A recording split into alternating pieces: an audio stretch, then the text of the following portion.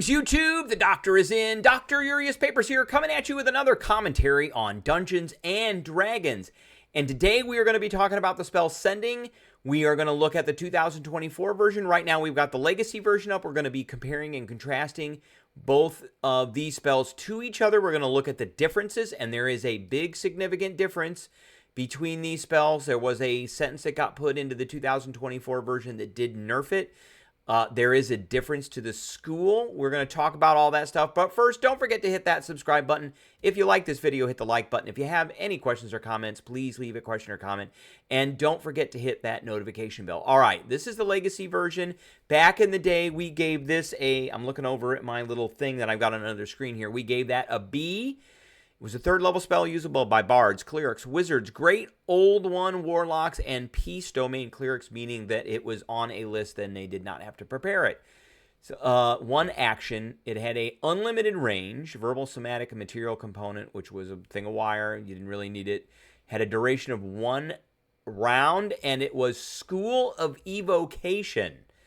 Not sure why that was, but it was evocation. So you send a short message of 25 words or less to a creature with which you are familiar.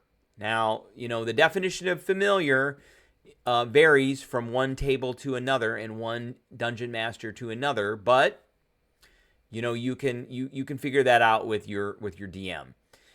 And, you know, we've all seen the Critical Role Season 2 particularly, where they used sending a lot and where they would count, you know, the words that were said on fingers. So that was always a funny thing. So the creature hears the message in its mind, recognizes you as the sender if it knows you, and can answer in a like manner immediately, meaning it can also answer with 25 words or less. The spell enables a creature with an intelligence score of at least 1 to understand the meaning of your message. You send the message across any distance, even to other planes of existence. But if the target is on a different plane than you, there is a 5% chance that the message does not arrive. Okay, so that was the Legacy version. Here is the new version. It is a third level spell. It is still usable by bards, clerics, wizards, peace domain clerics, and aberrant sorcery sorcerers. I don't see the aberrant sorcery sorcerer here, but I see it here. And the one that is missing here is the great old one. That is not here anymore. So that is a little bit different. It is a school of divination now instead of a school of evocation, which makes much more sense to me than having it be evocation. Again, you send a message, it's 25 words or less, to a creature you have met, or a creature described to you by someone who has met it. So that's different than the phrase familiar with. So I think they put that in there to clarify things a bit, because there probably was some table variation with the original intention of the spell.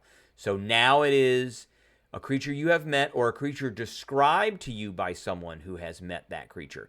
The target hears the message in its mind, recognizes you as the sender if it knows you, and can answer in a like manner. The spell enables targets to understand the meaning of your message. So they took out the part about 1 intelligence and all that. They got rid of that, and they just flat out said the target understands the meaning of your message. So you can send the message across planes, and they didn't really change that sentence whatsoever at all. Upon receiving your message, this is the new part, and this is kind of the nerf. Upon receiving your message, a creature can block your ability to reach it again with this spell for 8 hours. If you try to send another message during this time, you learn that you are blocked and the spell fails. So that's not necessarily the biggest deal in the world, but it is kind of a nerf.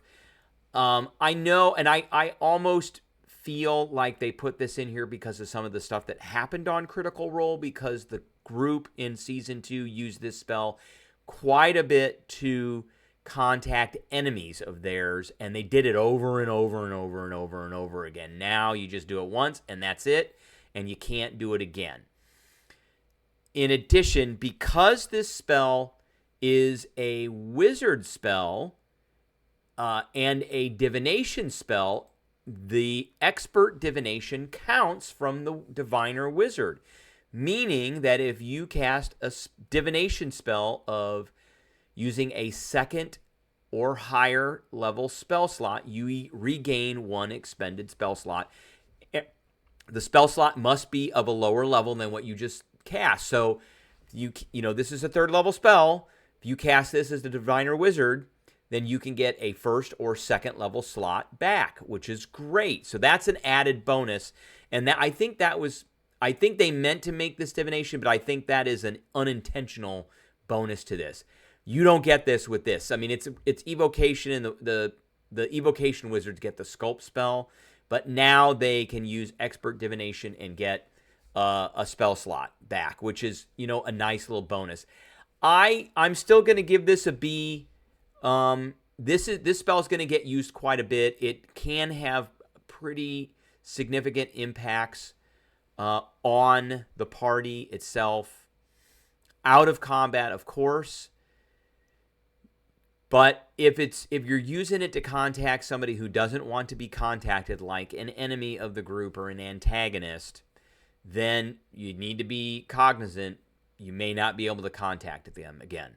All right, that is what I have for everybody. I appreciate everybody tuning in, and I will catch everybody later.